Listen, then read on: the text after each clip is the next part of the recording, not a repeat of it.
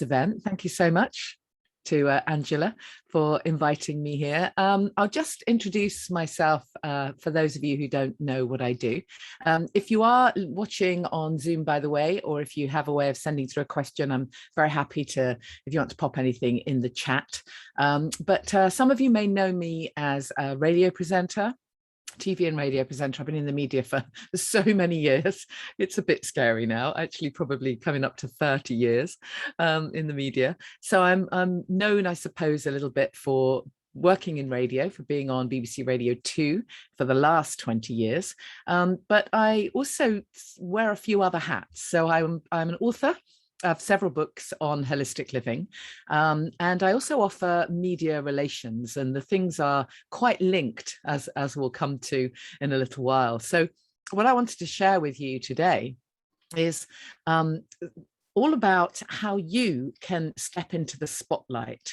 And what I mean by that is how you can really own your own unique brilliance, as I call it, and how you can be willing to step into the spotlight and be really at the center of your own brand, whether you're a small business owner, an entrepreneur, a solopreneur, a coach, an expert, whatever it is you do.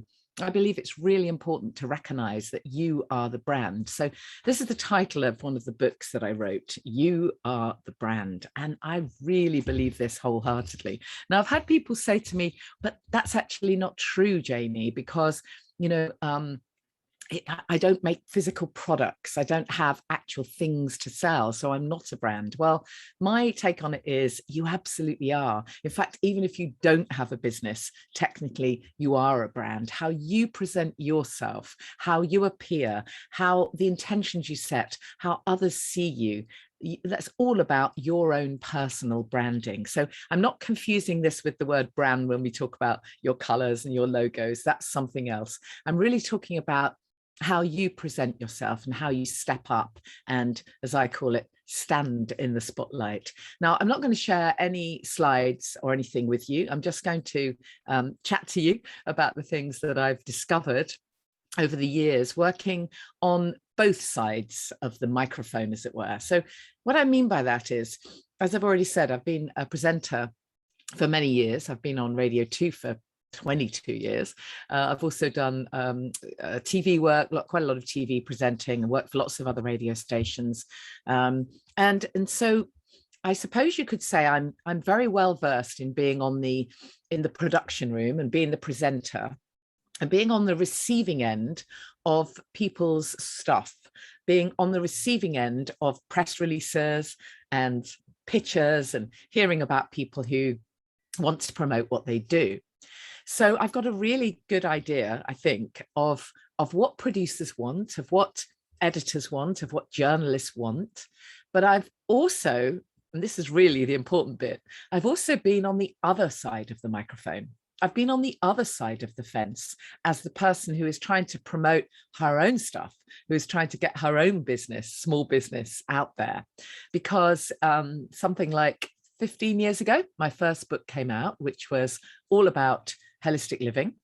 It was called Imperfectly Natural Woman. I was way ahead of my time, actually. Now I think back, I sometimes joke that I was talking about coconut oil and kale before they had their own publicists, right?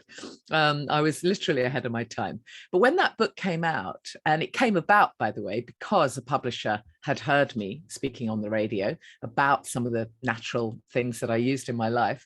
So a publisher came to me, and that book came out with a relatively small publisher. And I was pretty upset to find that it was nowhere. It was in none of the bookshops, even though there were bookshops around at the time.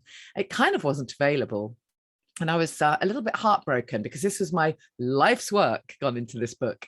So it was at that point I thought, okay, well, I will pay for PR. So along with my publisher, I invested a huge amount of money in PR.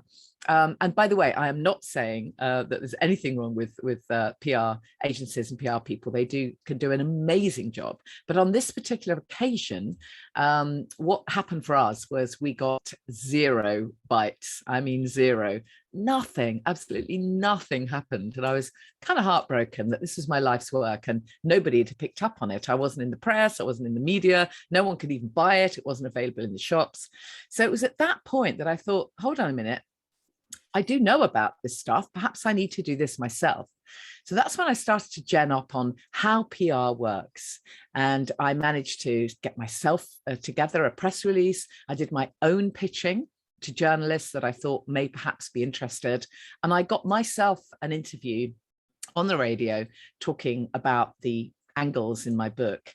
And it was just the most bizarre experience, because by the next morning, my book had gone to #1 on Amazon bestsellers. And that was in the days before there were all the different categories. It was literally #1 on Amazon bestsellers. And suddenly the bookshops were saying to the publisher, oh, I'd really like to order a few hundred copies of this book, when the day before they weren't interested. So it was a very steep learning curve for me to recognize, okay, journalists, producers, editors do want good stories. They do want to talk about stuff that's interesting for their listeners or for their readers. But it needs to be relatable. It needs to be topical. It needs to have some kind of angle to it. And when you get those things right, you absolutely can get yourself in the spotlight, and you can get your products, your services seen, heard, and sold.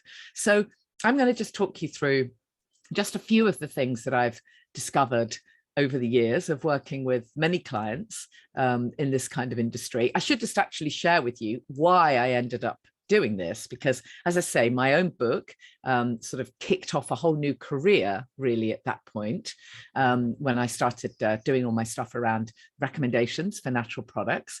And I went on to write another 4 books.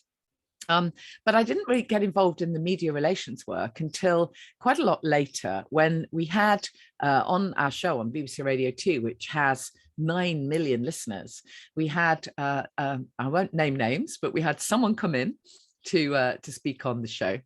I think I can share that he or she was a hypnotherapist, and their publisher, they were with a leading publisher. So the publisher had been able to get them the slot. So it attracted the amazing opportunity for them of being able to, do an interview to so many people. In this instance, we were pre-recording the interview. I can't remember the reason, but we were pre-recording it. So it wasn't a live interview. It was pre-recorded. Because I'm super interested in natural health and well-being and spirituality, I was just thrilled to bits. Having seen this book, I knew that it was a great book. I knew that the author really knew their stuff and was presumably fantastic at what they did. So I was very excited at this opportunity of interviewing on this topic. But what happened was, when the person came in to do the interview, he or she was absolutely terrified. And I mean terrified. Now, there are nerves and there are nerves. And, we do sometimes say it's okay to be a little bit nervous. It's okay to have butterflies in the tummy, but they need to be flying in perfect formation. But in this instance, this author had done 0 preparation, was absolutely terrified. And to cut a long story short, it was disastrous. It was a disastrous interview. And we ended up cutting it. We ended up not, in fact, using that interview. Now, that was an opportunity that had been attracted and not maximized. And I was gutted. I thought, wow, these are only skills. This isn't rocket science. These are just skills. They can be learned. And this person does have a great story, does have stuff to share, does have an amazing business, has written a fantastic book, just needs to be able to make that relatable and to be willing to have that confidence to stand in the spotlight. So that's when I started doing this work and helping people with media relations, helping people recognize that they can be great interviewees, that they can do their own PR, perhaps alongside conventional PR, or perhaps on their own. I think that both can work, and actually it can be a collaborative deal. So I thought I'd share with you a few tips that I've kind of picked up along the way. For starters, the interesting thing that I found with a lot of women entrepreneurs and business owners is that they are really fearful of PR and marketing. They're very nervous that it has to mean huge amounts of money and taking them into a kind of some kind of controversial scene that they really don't want to be part of. And of course, I completely understand that. We all recognize PR spin when we see it, right? And you might argue we're seeing a lot of it these days. But I'm not talking about the murky world of PR at all. I'm really not. I'm not even talking about controversial debate. I'm talking about the fact that journalists need to fill their column inches on a page, editors and journalists. Producers need to fill their airtime. And of course, they want fantastic people and great topics to be able to present to their readers and their audience. Now, when it comes to entrepreneurs and small business owners, one of the issues that I find is that they often believe that if they build the business, people will come. You know that phrase, if I build it, they'll come. And depending on your service or your business, some might come, some absolutely might, particularly if you have referrals, if you have, someone, who can pass on recommendations. Of course, you'll get some clients, but it's going to be small. It's going to be kept small. And actually, once you recognize you can reach out further and reach your full potential, it changes everything. Now, I have this quote that I love from Marianne Williamson. And of course, Marianne Williamson, author of The Age of Miracles, I could have used any one of her quotes, right? But I'll use this one, which is, "You're all born carrying a promise to make the world better. And there's a yearning to make good on that promise that none of us can suppress forever." And I do find that with the people I work with, particularly women in business, so often they are what I call heart-centered businesses. They're doing the work that they do because they genuinely want to make a difference. It isn't only about making money. Of course, they want to be abundant as well, and that's fantastic.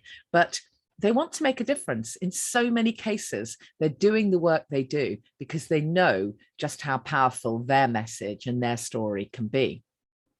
So because of that, they have to be willing, I believe, to actually share something of who they are. They have to be willing to understand that they are the brand. You are the brand. The brand is you. And we all know that saying, people do business with those they like, know, and trust. Okay, we've all heard that saying so many times. So let's just whip through a few of my tips on how you can think about getting your authentic message across. Just back on that like, know, and trust thing for a moment. I wonder whether any of you watching this have ever been to a hairdresser. Well, you're going to say, yes, of course you are. But what I mean is, are you willing to rock up to any hairdresser in any town across the UK or wherever you are in the world? Will any hairdresser do? Well, I'm guessing the answer is absolutely not.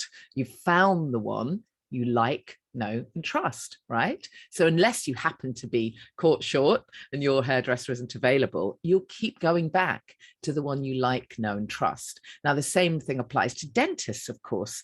All of us have to go to the dentist. And again, we very rarely rock up to a different one. We go to the one we like, know, and trust. Now, technically, we could go to any. We could go to any hairdresser, technically. They've all got scissors and blow dryers and whatever. And the dentists are all presumably fully trained and have the same state-of-the-art equipment. But we go to the one we like, know, and trust. Now, sometimes that's because they have a unique USP, a unique selling point. They have something specific that we know we want. In the case of my hairdresser, I drive a couple of hours to an organic hairdresser. She has a very specific, unique selling point. So that's why I'll go all the way there. I like, know, and trust her. I like the unique selling point. But in the case of a dentist, it may just be that I came across them, I thought I'd give it a try, or I was recommended, and something of the energy of that person comes across, and I know I feel safe and I can trust them. So that's why I continue to go. And that's exactly how it is when we find our ideal clients. Okay. We're the right, some people call it guardian angel for our clients, and they are the right clients for us. So the question is, how do we reach them? How do we appeal? How do we attract our ideal clients? Now, I'm sure most of you know that a lot of this comes down to making sure you've got clarity on your avatar, absolute clarity on your ideal client. But let's assume that you have. What do we do about getting you the attention that you believe your holistic business deserves? Well, knowing that you are the brand really is the critical thing, I think, here. It will help you if you know exactly who you are as a brand.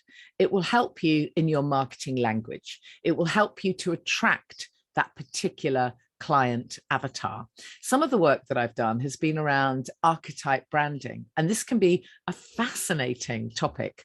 I don't know if any of you have done this. If you have, you may have discovered that your archetype, when it comes to your brand, is something you maybe didn't even realize, or it may be that you find when you do this kind of exercise that you're working with not quite the right archetype for you.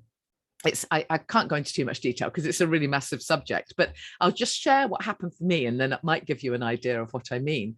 I did some branding archetype stuff, and I discovered that my number one set of preferences that determine my archetype was that I was I've completely forgotten the word now. I'm a kind of a maverick, an alchemist, a creator. Effectively, I like creating magic. I like creating alchemy. I love putting things together.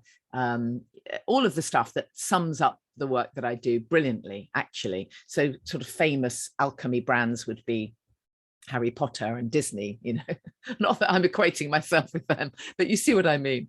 And when you know what brand you are, it can actually really help you in terms of how you put together your brand colors, your logos, your marketing. But for now, it's just important for me to share that my number one set of preferences made me come out as an alchemist, right? Now, here's the interesting thing. My number two, which was a few notches down on the marking system, came out as humanitarian.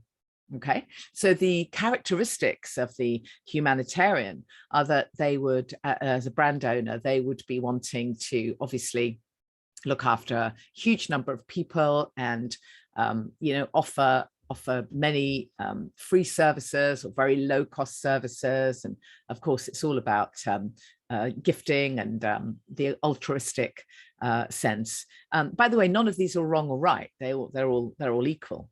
But what was happening for me at that time was that I'd only just started my business, and it had happened organically. It had grown organically because the book had shot to number one on Amazon. Suddenly I had a business, and truth of it is I hadn't put any planning into it. Fessing up here, that's not a good thing to do, but I didn't at the time. So my business had kind of happened organically. And so here I was with clients and various stuff to do. And I was working literally 24/7. I mean, it was actually nuts.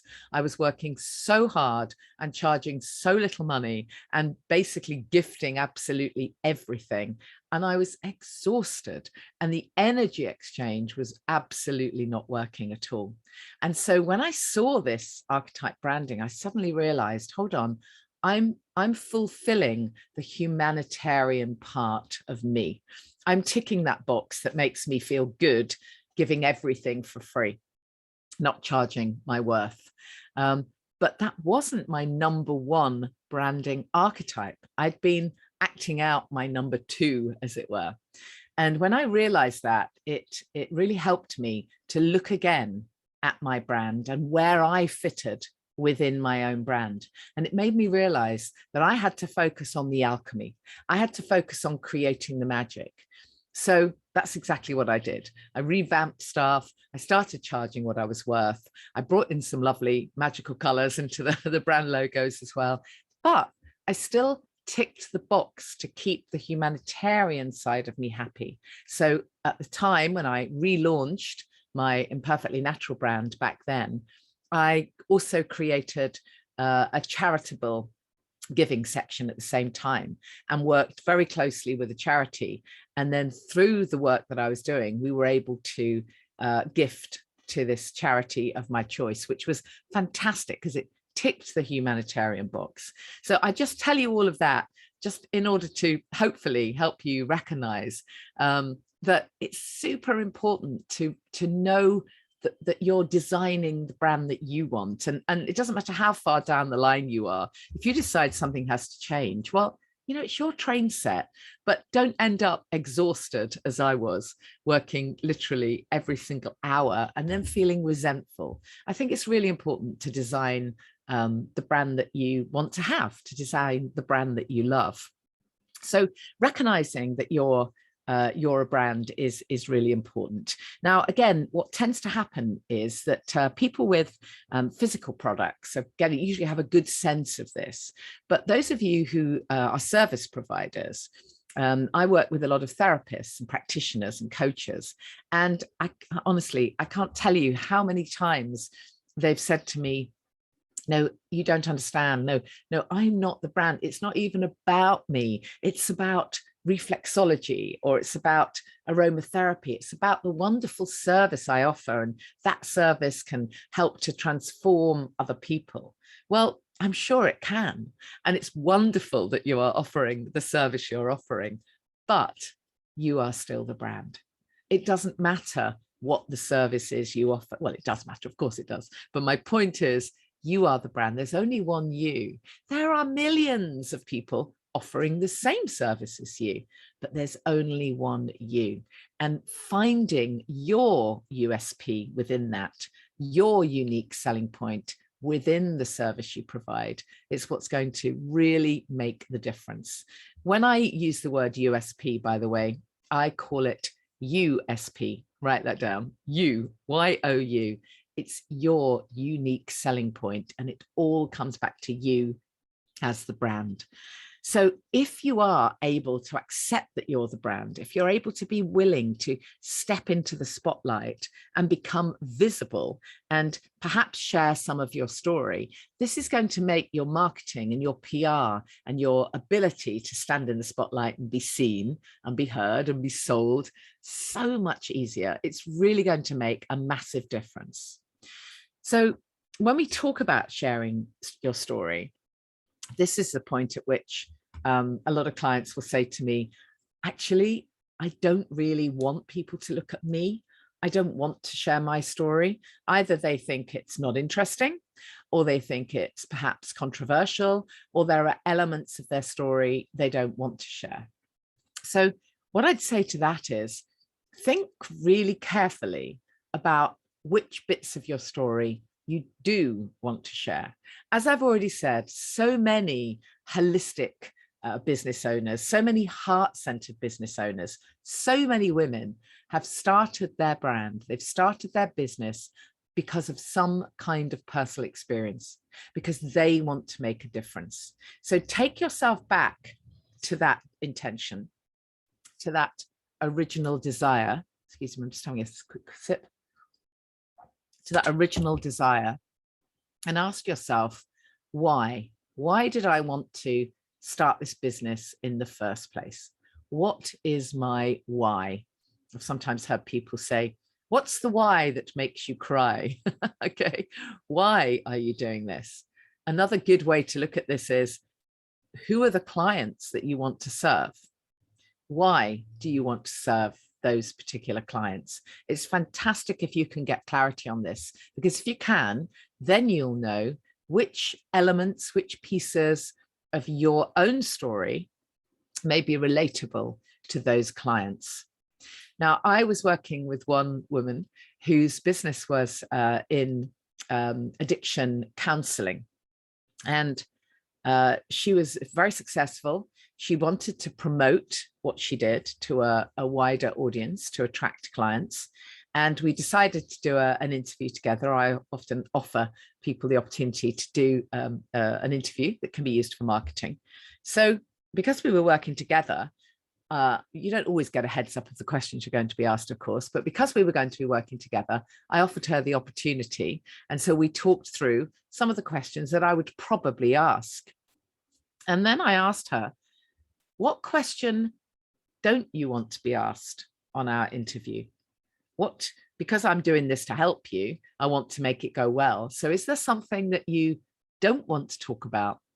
And it was fascinating because her answer to that was, oh my goodness, I definitely don't want to talk about the fact that I had an absolute nightmare and ended up in a prison cell, and but it was all okay, but that was a terrible experience, and I really don't want to talk about that. So of course I had to say, hold on a minute then. Let's just have a look at that for a moment.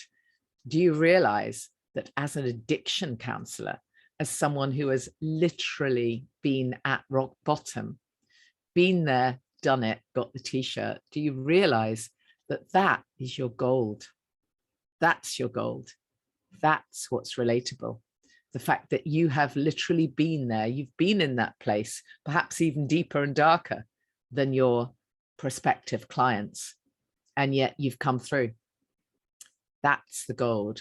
So there's this very American expression, let your mess be your message. Anyone listening in the US will have heard that expression when it comes to PR. Let your mess be your message. Now that can feel really tricky because when it's your stuff, the stuff from your closet, you don't necessarily want to bring it to the forefront. And I understand that completely. But do ask yourself, is there something that I particularly don't want to talk about? And if so, just challenge yourself on that. What's the reason I don't want to talk about this? Just challenge yourself on that. Again, I worked with another client who was a relationship counselor, and I asked her, what don't you want to be asked? And she said, I don't want to talk about my own 4 failed marriages. Woo! How does anyone have time? But I said, hold on a minute. There's your gold. You've been through this 4 times. You are now happy and settled. Of course, you can now help other people and you can share your own experience. And that's the relatable part. So always take a little look at the bits you really are worried and nervous about sharing. But when it comes to sharing that mess, if you like, that bit of your story that you don't necessarily want to share, prep it in advance. Absolutely do your preparation as to how you're going to tell that story. Never get caught out in an interview sharing anything you don't want to share. Do all of your preparation and all of your planning in advance, so you know exactly how you're going to wrap that story up and tell as much or as little of it as you want to. It's entirely down to you what you choose to share. But do bear in mind that the people watching, if they are your ideal clients or reading or hearing the interview that you're doing, they are going to be able to relate to you so much more if you've been through something that resonates with them. So get clarity on which elements of your own story you want to share, and get clarity on what's unique about you. This unique selling point, YOU. What is special about you? Now, this is something that so many women struggle with. They really don't want to answer this question. They'll only answer this question in relation to their business. Okay, so they'll answer, if I ask, tell me something unique about you, their answer will usually be, I'm a good team leader, or I'm good at listening, or I can transform my clients. But actually the question was about you. It's just that we don't hear that word. We don't really think it means me personally. Okay, we think it means how we relate to others within our business life. But actually, I genuinely am asking the question, what's unique about you? And it's a fantastic starting point to actually create a list of what you like about yourself, what's unique about you, what's special about you. You know, I've worked with women who we can work together for hours and they can't answer this question. They find it really difficult. Somewhere deep down, there's this lack of self-love and self-esteem, and they find it almost impossible to think of anything that they like about themselves or anything that they're really proud of. Of course they can talk about business achievements, but when it comes to personal stuff, they find it really difficult. Actually, if you can tap in to some of those unique qualities, even the fun things, it's a fantastic way of infusing a little bit of energy into how you present yourself as your brand. When you've tapped into the fact that you actually love jumping on the table and telling jokes, or you used to love roller skating, or you're incredibly creative, or you can speak however many languages, or whatever it is, when you've tapped into some of those qualities that make you who you are, that make you different to your colleague who may offer the same service, but they're not the same person. When you tap into some of these unique qualities, it makes such a difference in how you own your own energy. Now, I'm not being as literal as to say that you will then create a marketing flyer that says, oh, come and see me for aromatherapy and I'll roller skate while we're having the treatment. Or, I'll jump on the table, I'll tell you a few jokes. It's not that literal. However, it may be that when you've tapped into some of these unique elements, perhaps the fun elements, any of the stuff that you actually like about yourself, when you've tapped into some of this, it may be that you decide that some of that could shine through a little bit in your marketing, even if it's just a fun headshot of you, even if you write a blog post that talks about the fact that you, I don't know, made a meal out of absolutely nothing. There's always ways of using little bits of your own story, your own unique brilliance, again, Y-O-U, unique brilliance within the work that you do. This is what sets you apart.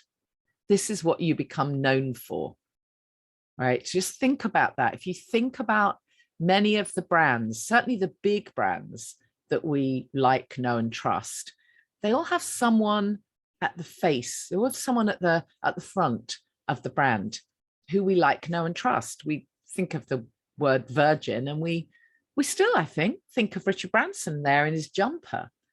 We think of those of us who are old enough to remember The Body Shop. We think of Anita Roddick and her ethical values. We do think of people when we think of brands, and that's exactly how it works best. But it's really great if we know something about that person, however trivial. But often with women, with many, many women, we have forgotten the little things about ourselves that we like. We've literally forgotten because we spend so much of our lives either working on our business or caring for family members, doing stuff for other people. So we're very happy to be loud and proud about how we connect with others, but we find it very difficult to actually just say, I'm a fantastic cook, or I'm great at knitting. I climbed a mountain. I ran the New York Marathon. I didn't do any of those things, by the way. But we all have different superpowers, right? And when you connect with them, it makes such a massive difference as to how you infuse that energy into your brand and what's unique about you, and the bits of your story that you're willing to share. So remember this saying: emotions, not logic, inspire action. Emotions, not logic, inspire action. Now, if truth be told, I think we need a little bit of both. We need to know the logic. We need to know the reasons we might need, aromatherapy or whatever treatment we're going for, or whatever product we're about to buy. We need to know exactly what it might do for us. We need the facts. We need the factual piece. But actually, it's the emotive side that's going to make us put our hands in our pockets and actually buy. The media, of course, love emotive stories. They absolutely love a story when there is something emotive attached to it, when it pulls at heartstrings. That's what sells, and that's what's relatable. So do think about this. Do think about your own story. Do think about your ideal clients, and how your story is going to relate to that particular client. But also be really careful at noticing which bits of your story are you comfortable in sharing? How do you feel authentic? You absolutely have to feel as though you are, when you're stepping into the spotlight, you have to be the authentic you. It has to come from your heart. So never share anything you don't want to. Always prep it in advance and know exactly what it is, which elements of your story you're going to be sharing.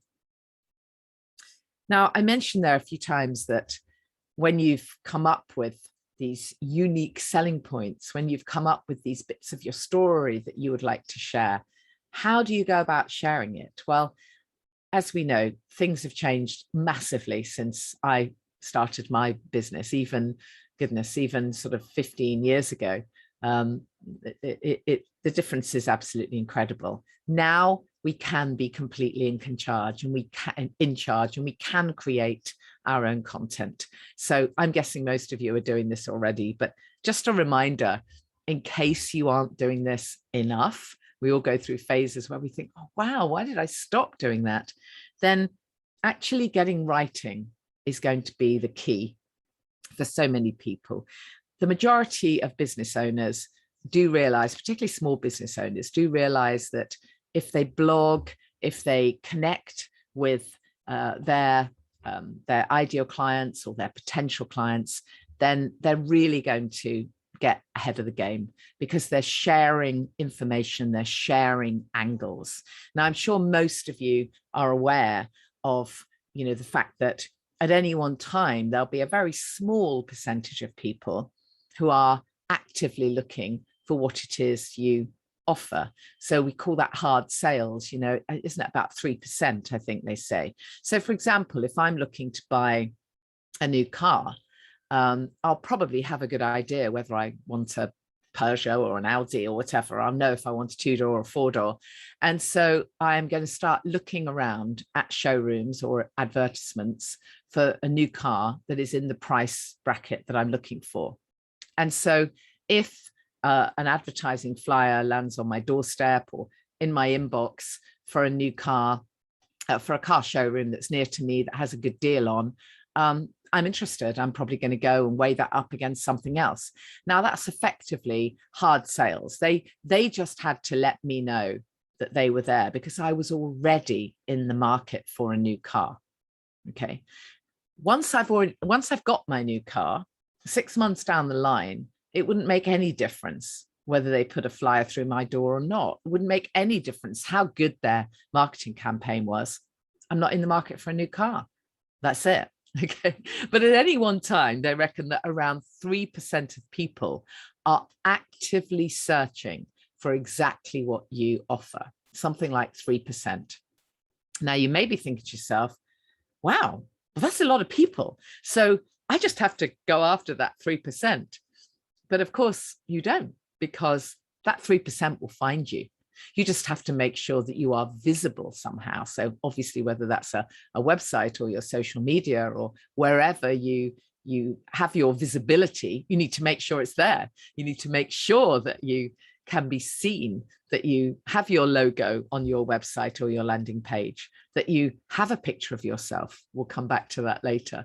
You just need to make sure that you're findable, that it's super clear what it is you do.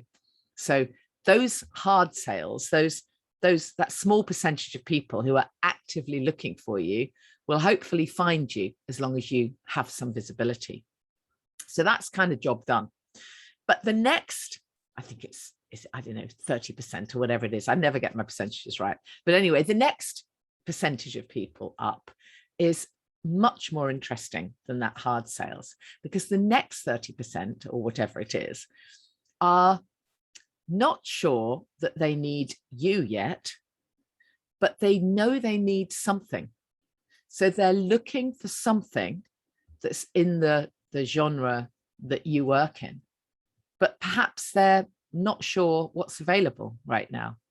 Now, those people are absolutely ripe to become potentially your ideal client.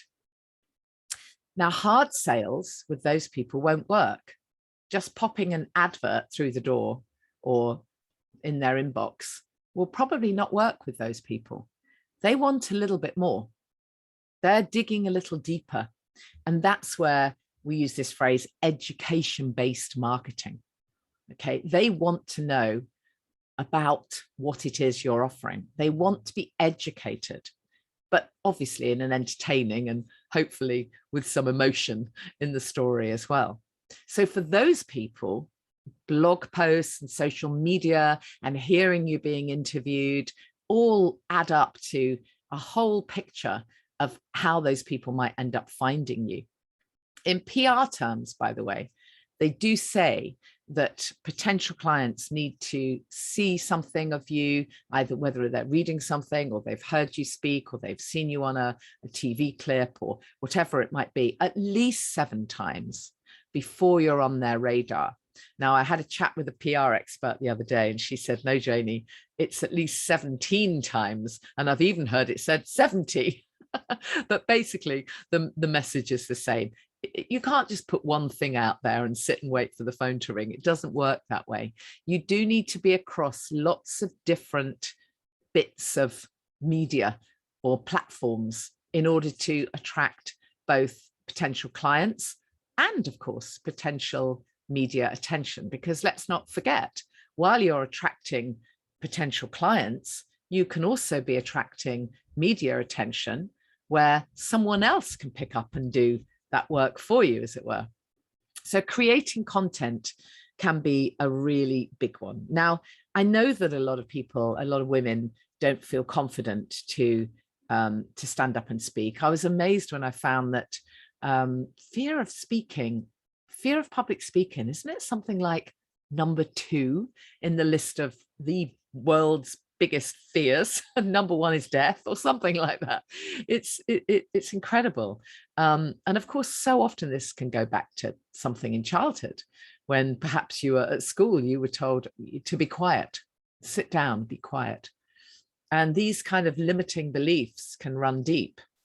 And so often women have this sense that, who am I to be standing there, right? But remember that Marianne Williamson quote, you know, we're all born to share with the world what our gift is, effectively.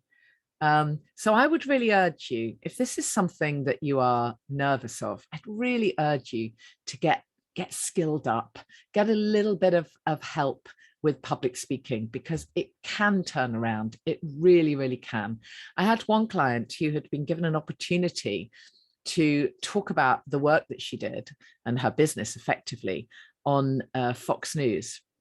And she turned it down because she just felt so nervous. She just felt she wasn't ready.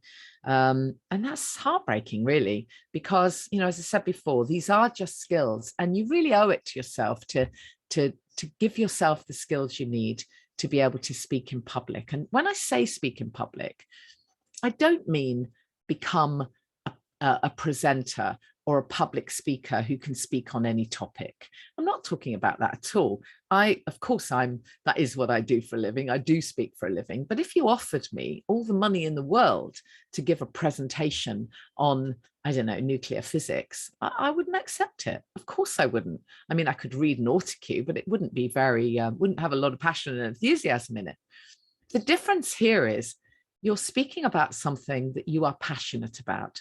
And that's what makes the difference. When you're speaking from the heart, when you're sharing your enthusiasm and your passion, that's when you're the real you. That's when you're sharing your authenticity. That's when you are the brand. And that's when people recognize, oh, you know what? I like this person. You know, I can start to get to know something about them now. Absolutely, I can trust them. What is it they have that they want to offer me? That's when it can all start to kick off. So content, when it comes to creating content, of course, being a great speaker is going to come into that, being able to share your story. If you are really nervous, by the way, if it is something that is a big thing for you, then I'd really recommend that you look into some simple techniques such as EFT, emotional freedom technique. I'm trained as a practitioner, but long before I just used to do some very simple tapping routines, tapping on the side of the hand, and around the aquapressure points, which really brings down that nervous tension that you can feel before you're about to speak. So very simple tips and tricks. Anyone who's trained in NLP, neuro-linguistic programming, again, will know that there are some brilliant tips and tricks that you can use before you step out onto a stage. So I'm very happy to share more of that with you if that's something of interest. But it's worth it. It's honestly worth it, being able to step into the spotlight. Again, lots of clients say to me, I can't do it. I can't do networking meetings. I've been asked to give a presentation, but I can't give a presentation. I'm going to put someone else in to stand in for me who isn't from my brand. Bad idea, unless they really are your brand ambassador. Be willing to stand up. No one minds if you're a little bit nervous. No one minds if you drop your papers or spill a little bit of your water. In fact, it makes you more human, right? It's about being the authentic you. So this is a topic that I'm so passionate about, encouraging people to be willing to stand in the spotlight. You absolutely can do it, I promise you. And similarly, being able to be a good interviewee, as we've already discussed. In terms of how you would construct a good talk or a good presentation, it's worth going back to that original question that we were talking about. What's my why? What's my unique selling point? What is unique about me? What's unique about the service that I offer? Where is the relatability? When you've got real clarity on that, it can really help. So I'm just going to have a quick sip of water. It's always good you can tell your audience, I'm just going to have some water and then it doesn't seem so jarring. Do speak at events if you get an opportunity. Do network if you get a chance. It can be a fantastic way to market yourself, to attract potential clients, new clients, and to attract media attention as well. Similarly, do accept opportunities to be interviewed and become a great interviewee. As I've already said, don't be one of those people that attracts the opportunity and then it just absolutely blows it. I have, as I say, been on both sides of the microphone. I know what people want. Now, that it doesn't mean to say that your interview will be handled the way you want it to. I gave you the example of how I worked with a client and I gave her a heads up as to what questions would be. Of course, it doesn't always happen that way. And that's why you need to go in with your own agenda. Always, before you go and do an interview, find out, what are you wanting from me? What is the angle? Who are the listeners? What's the topic being discussed? Make sure you get real clarity on that. It's super important. And then go in with your agenda. Now, we all know that politicians do this brilliantly. It doesn't matter what the question is, they will answer exactly what they were going to say anyway. It's an art, it's an actual art form. Now, when politicians do it, we hate it. Generally, we absolutely hate the fact that they've been asked a very specific question, which is probably quite controversial, and they've answered with a completely different answer. And of course, if it's a controversial interview, a good interviewer will keep pushing and keep pushing. Now, I didn't ask you that. I asked you about seats in your constituency, answer that or whatever. For most of us here, we're not going to be having controversial interviews, but nevertheless, there are going to be various sets of interview questions that may or may not come up for you that may not be anything you particularly want to answer. So the clever way to deal with this is to acknowledge the question and then answer with exactly what you were going to say anyway. So have your own agenda. Of course, make it fit beautifully, which I'm sure you'll be able to do if you have your key messages ready. Always, always, always know, what are your key messages? What's your mission statement, as it were? What do you do? What is it you want to share? How can you help people? What is it that you do? And that might sound like a ridiculous question, but so many times I've spoken with business owners who can't actually tell me what they do. They answer the question, but it's kind of answered in marketing speak. So then if I'm not too embarrassed, I have to say, I'm so sorry, I don't quite understand. What do you actually do? It's super important to make that really, really clear. So please become a great interviewee and do attract these opportunities for yourself, because there are so many opportunities now, so many podcasts, so many community radio stations, online radio stations, community TV shows. You can absolutely set up your own stuff. You can put it on YouTube. There are so many opportunities all around the world. In terms of just touching for a second on things like microphone technique, bear that in mind as well. Just make sure, if you are doing, particularly if you're recording something for yourself, make sure the sound is okay. So often that's what lets something down. People will spend quite a lot of money on their lighting. They'll make sure that their set looks good when they're about to do a video or a YouTube presentation, but we can't hear them. And actually that's just quite disconcerting. So just put a little bit of effort into making sure you've got the right microphone. It makes such a difference when you are heard on interviews. I really believe it's a great way to connect with a potentially new audience. And then have a think about all the different ways that you can attract new clients and more visibility for yourself. You know, there are so many different ways to attract clients, but also to attract media attention. If you've written for a book, for example, of course, I spoke about my own story at the beginning, and you take the word author, add 3 letters, and you become an authority.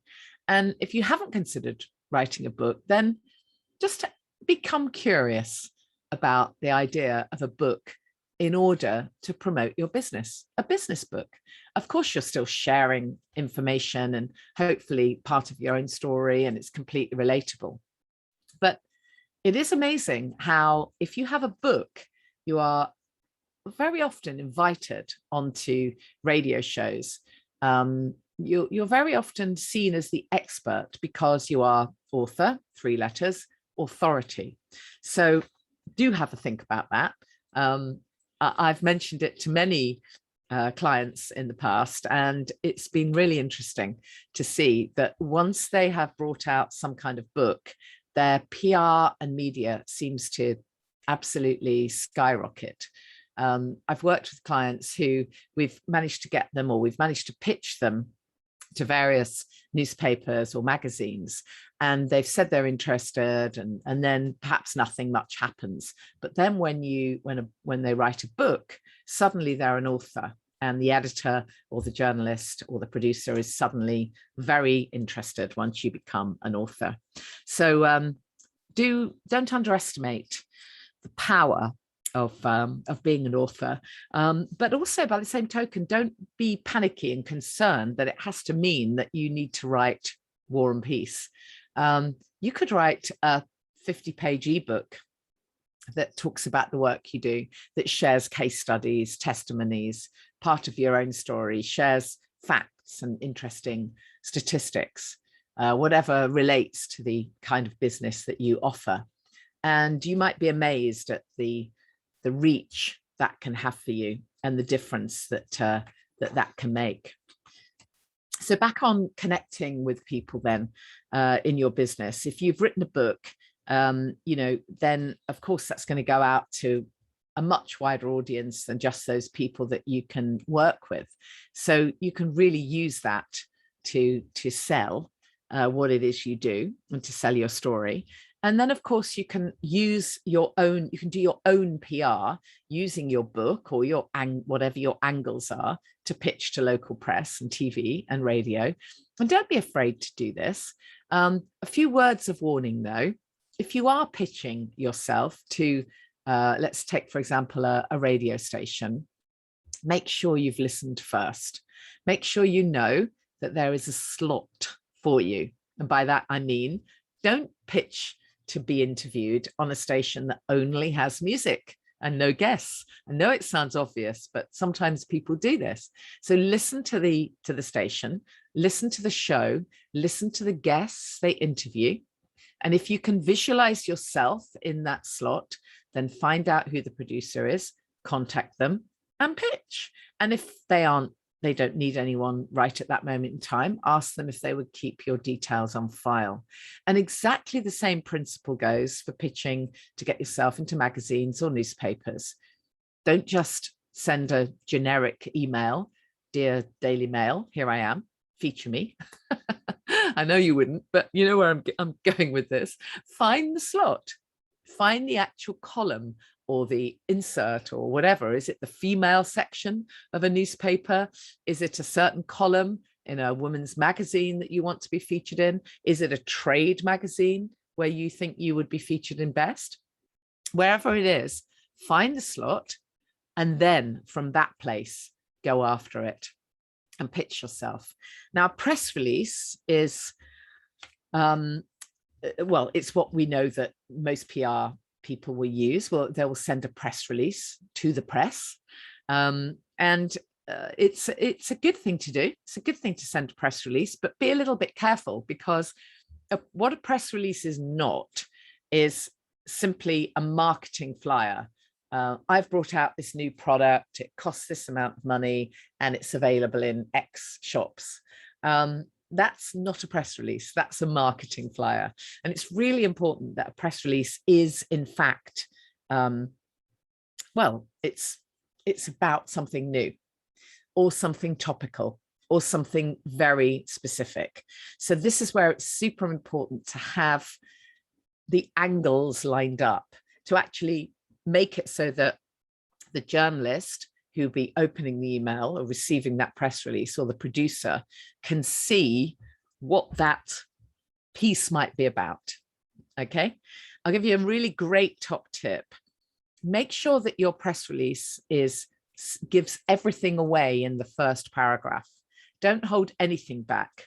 Put it all there in the title and the first paragraph, because journalists and producers are incredibly busy and they won't want a cryptic lead in until you get to the real story. They want it all at the top, lay it all out there, and then go into more detail, so that if they're interested, if they're hooked, because it will need to have a hook, of course, then they'll read on. Another top tip is to send your press release in the form of a Microsoft Word document or similar, so that if there's some juicy bits in your press release, journalists can literally cut and paste and use that bit of copy. I've often found myself sending press releases out, and then I've seen bits quoted, statistics or tips quoted from my press release, obviously crediting the brand, in various publications. So you could be doing yourself a lot of favors if you take up that tiny little tip. And then when it comes to images, I just want to say a little word about this, because I know this stuff should be super obvious, but I have worked with clients who, again, they're very good at writing about their products. They're very good about sharing the benefits of their products and their services. But then when they're asked for their headshot, they've got nothing other than perhaps something that was taken on the beach in 1998. So do have decent images, do have professional decent headshots done, and lifestyle images if that suits your brand, but don't clog up the email that goes to the journalist with high-res images, because they absolutely won't thank you for that. Your press release spills it all out in the first sentence. Then, as I say, something about you, why you're the best person to offer these angles and this information. Always have an angle. Journalists want stories which are going to be relatable for their audience, or they want something that's going to look great in pictures. At the bottom, obviously, give your contact details. I know this stuff's obvious, and tell them that images are available, or you could send them to your electronic media kit. So some form of online media kit where the stuff you have is all stored. And then ask yourself again, where do I want to be featured? And pitch to those places, first. Do your research when it comes to doing your own PR. So really find out, who is going to be interested in this piece, and what's going to make it relatable, what's going to make it topical. And obviously, when it comes to social media, again, follow journalists, follow influencers who may be interested in what it is you feel that you can offer. It's a fantastic idea to just come up with a little bit of a PR kind of schedule for yourself, which it actually doesn't have to take forever. Most of you here, I'm sure, are content creators. You do know how to pull together some content for your brand. And I'm sure you realize that you can actually become very green when it comes to your content. You can absolutely recycle. So if you come up with a fantastic blog post, of course you can create a video from that blog post and share some of that information. And from that, you can take tiny clips for other types of social media. Maybe you might want to do a long form article for LinkedIn, and you can take one little aspect of it as a post for Facebook. You can take a tiny line for Twitter. You can use some of the imagery for Instagram. And so it goes on. I've been wittering along for absolutely ages. Thank you so much for listening.